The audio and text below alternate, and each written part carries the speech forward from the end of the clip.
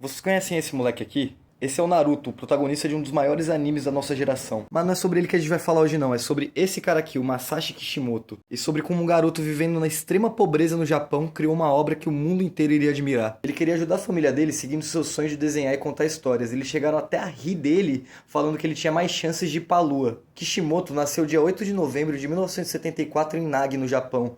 Uma cidade do lado de Hiroshima que acabou de servindo de refúgio para as pessoas depois da bomba atômica. Um local lotado de pessoas com instabilidade financeira e instabilidade mental devido aos traumas da Segunda Guerra Mundial. E o avô do Kishimoto contaria para ele e para seu irmão gêmeo histórias de guerra e do conflito e do porquê as coisas aconteciam. E um dia, quando o Kishimoto perguntou pro avô dele por que as guerras aconteciam, o avô dele respondeu: por causa de rancor e ressentimento, meu neto. E essas palavras parece que ficaram com o Kishimoto pro resto da sua vida, que a gente vê esse tema muito na obra dele. O Kishimoto tinha um ídolo na sua infância, talvez vocês conheçam, o Akira Toriyama, criador do Dragon Ball Z. E ainda jovem, o Kishimoto passaria horas tentando desenhar personagens da obra de Akira, tentando fazer algo similar a ele. Só que o irmão gêmeo dele gostava de outro mangá chamado Doraemon. E tipo assim, eles viviam discutindo sobre qual era melhor e, mano, chegou ao ponto até deles saírem na mão por causa disso. E isso criou desde cedo uma rivalidade entre os dois irmãos que futuramente seguiriam o mesmo caminho de tentar ser mangaka. E essa rivalidade só foi ficando mais e mais intensa com os anos. E nos anos 80, quando veio a era dos animes, os dois ficaram completamente obcecados. Não só isso, mas o Kishimoto também era viciado em videogames. Ele gostava de um específico chamado Dragon Quest. Porque quem tinha desenhado os personagens desse jogo era o Akira do Dragon Ball, tá ligado? E tipo assim, mesmo à distância, nunca tendo conhecido o cara, ele considerava o maluco como se fosse um mentor pra ele. Só que assim, a família dele era muito pobre, então chegou um ponto da infância dele que ele não tinha mais grana pra comprar mangá. Então o que acontecia é que ele ficava pra trás em todos os episódios que ele gostava tanto de ler. Só que por causa de um amigo dele, ele conseguia acompanhar, porque esse amigo comprava, depois que ele lia, ele emprestava pro Kishimoto. O tempo passa e agora com 15 anos de idade, o Kishimoto desenvolve outros interesses na vida, como esportes. E por mais que você ache muito diferente essas duas áreas, elas têm uma certa similaridade, porque as duas envolvem a jornada do herói, a jornada da superação, de ser o melhor que você consegue ser. E por um tempo ele até esqueceu dessa vontade de ser artista e trocou ela pelos esportes, mas a gente consegue ver claramente como essa brisa do esporte influenciou o futuro dele também. Começando por essa colaboração insana da Jordan com o Naruto, mano. Olha esse drip, parceiro, pelo amor de Deus. Não só isso, mas olha esse desenho que ele fez pro Zion Williamson.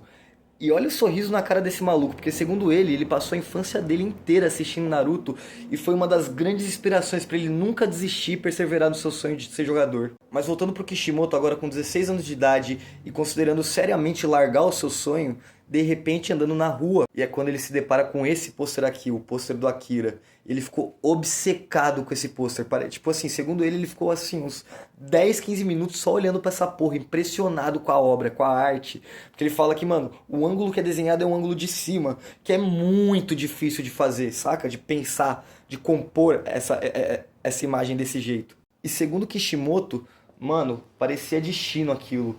Tipo, aquilo despertou alguma coisa dentro de mim, era uma composição muito difícil, eu queria saber como ele tinha feito aquilo. E a partir daí ele iria tentar recriar algo tão especial quanto esse pôster. Mas é aquilo, o tempo que ele parou e ficou fazendo esportes, o irmão gêmeo dele, que era o seu rival, continuou trabalhando na sua canetada e ele estava voando. Só que isso não desmotivou o Kishimoto, muito pelo contrário, ele dedicou horas e horas e horas para virar um artista melhor. Ele colocou seu sonho em primeiro lugar, tanto que suas notas na escola começaram a cair brutalmente. E no final do terceiro ano do colegial, ele já teria seu primeiro mangá pronto para lançar, só que ao olhar para a obra ele já sabia que o bagulho não era bom o suficiente. Inclusive ele mostrou para a família dele, ninguém gostou, e a única pessoa que realmente gostou da parada foi o irmão dele, mas não porque vocês estão pensando, não porque a história foi boa, a obra foi boa, o irmão dele gostou porque o bagulho era tão ruim que ele falou: mano, agora eu tenho certeza que você nunca vai me alcançar. E agora saindo da escola, vendo todos os seus amigos indo para a faculdade e ele não tendo notas boas o suficiente para entrar numa boa,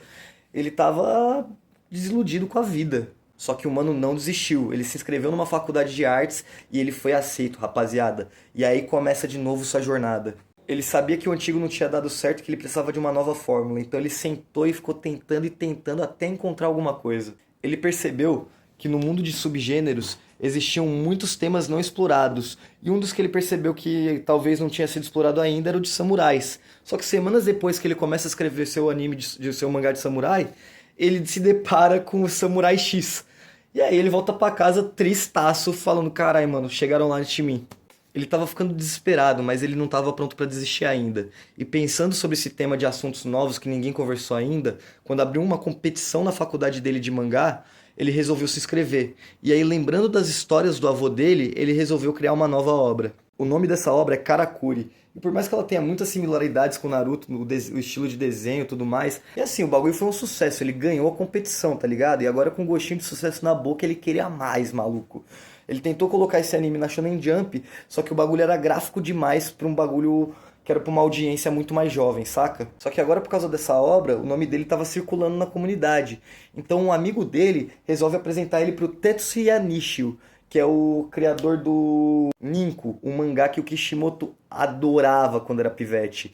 E assim, foi tipo encontrar um herói da sua infância, tá ligado? Foi super inspirador pra ele. Então agora, podendo trabalhar com alguém que já teve sucesso dentro da indústria, ele estava pronto pra sua nova empreitada. E ele foi tentando e tentando, a primeira ideia foi rejeitada, a segunda ideia que foi o Genpunk também foi rejeitada, aí ele teve uma terceira ideia que também foi rejeitada, e aí um dia, quando ele estava num restaurante comendo, passou uma garçonete com um bowl de uma comida que chama Naruto não sei das quantas.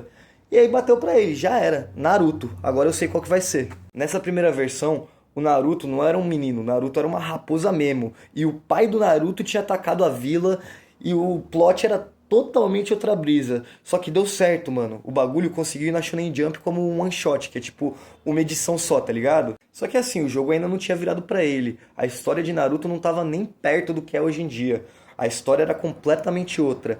Então ele continuou tentando. A Shonen Jump chamou ele pra outro one shot. Ele tentou reproduzir o Karakuri de novo, só que flopou, os caras não gostou, não foi muito bem. E agora em 1997, rejeitado pelos seus amigos, pela sua família, pelo seu empregador, ele queria só desistir. Ele já não estava mais com energia para aguentar.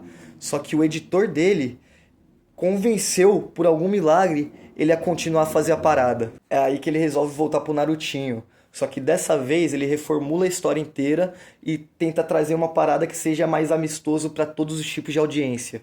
E essa parada impressionou a Shonen Jump, tanto que eles deram 6 meses para ele terminar a primeira obra e deram um recurso financeiro para ele continuar trampando.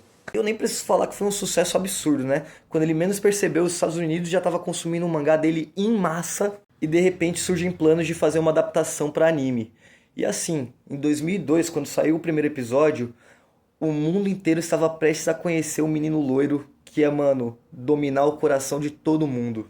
O seu irmão gêmeo acabou fracassando nas empreitadas dele, não chegou nem em 1/10 do sucesso do Kishimoto. E apesar de ter vencido sua primeira rivalidade, agora ele tinha outra. Seu novo rival era esse cara aqui, o Oda. Porque segundo o Kishimoto, mano, o Oda tinha a mesma idade que eu e ele chegou lá 1 ano antes de mim. Eu senti muita raiva, mas também muita admiração. E desde então, o Naruto e o One Piece são meio que considerados rivais. E as pessoas vivem discutindo até hoje sobre qual anime é melhor. Inclusive muito parecido com o Kishimoto e o irmão dele quando eram mais jovens.